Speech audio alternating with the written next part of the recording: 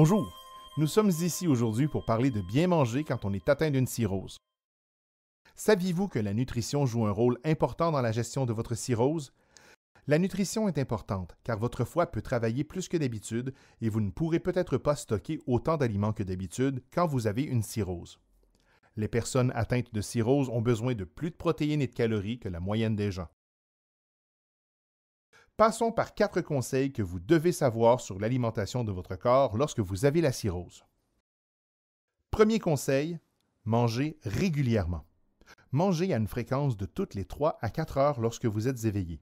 Cela signifie qu'il faut prendre 3 repas et 2 ou 3 collations par jour, y compris une collation au coucher. Manger régulièrement permet de garantir à votre corps l'énergie dont il a besoin. Un apport énergétique et nutritionnel suffisant peut vous aider à rester fort et vous fournir l'énergie nécessaire pour accomplir vos tâches et votre routine quotidienne. Le deuxième conseil, mangez suffisamment de protéines. Parlez à votre fournisseur de soins de santé de la qualité des protéines dont vous avez besoin. Les protéines aident à maintenir vos muscles forts et votre système immunitaire en bonne santé. Les protéines peuvent être difficiles à obtenir en quantité suffisante si vous ne vous sentez pas bien.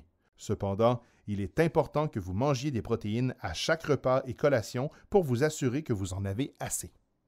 Consultez le document « Bien manger avec la cirrhose » pour obtenir une liste complète des aliments protéinés où vous pouvez lire les tableaux de valeurs nutritives qui se trouvent sur les étiquettes des aliments pour savoir combien de protéines un aliment particulier contient. Troisième conseil, parlons un peu du sodium. Le sodium se trouve principalement dans le sel et dans les aliments transformés, bien que de petites quantités de sodium soient naturellement présentes dans la plupart de nos aliments. Lorsque vous avez une cirrhose, la consommation de beaucoup de sel ou d'aliments riches en sel ou en sodium peut entraîner une rétention de liquide dans le ventre, les jambes et même les poumons.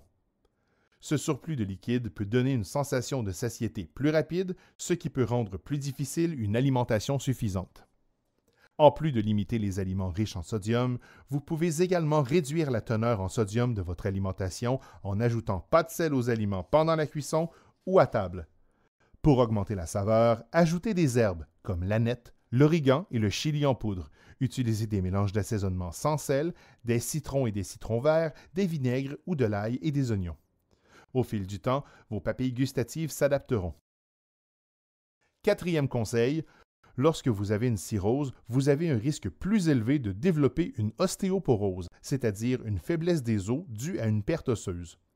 Il est important de manger ou de boire suffisamment de calcium et de vitamine D pour prévenir la perte osseuse.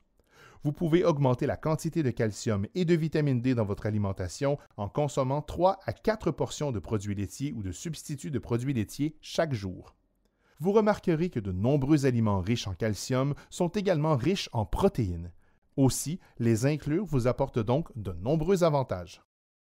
Si votre régime alimentaire ne vous permet pas de couvrir vos besoins en calcium et en vitamine D, votre équipe soignante peut vous suggérer un complément alimentaire.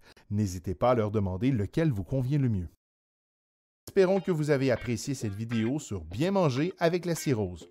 Souvenez-vous, votre équipe de soins est là pour vous soutenir. Veuillez les informer si vous avez des questions. Pour en savoir plus sur la cirrhose, visitez le site cirrhosiscare.ca et foie.ca.